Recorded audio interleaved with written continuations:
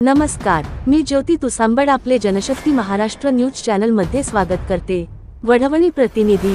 बीड जिल्ह्याच्या वडवणी शहरातील प्राथमिक आरोग्य केंद्रात कार्यरत असलेले वैद्यकीय अधिकारी डॉक्टर शोभम यादव यांचा मृतदेह वडवणी येथील तलावात आढळून आला।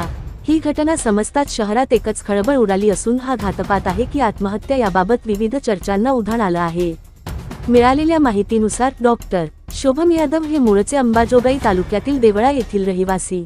यादव हे 10 ऑक्टोबर 2024 पासून वडवणी प्राथमिक आरोग्य केंद्रात वैद्यकीय अधिकारी म्हणून कार्यरत होते। गणेश विसर्जनाच्या दिवशी सकाळपासून ते बेपत्ता असल्याचं त्यांच्या नातेवाईकांनी पोलिसांना कळवलं होतं। त्यानंतर त्यांचा मृतदेह वडवणी शहरातील तलावात आढळला। या घटनेनं परिसरात चांगलीच खळबळ उडाली आहे।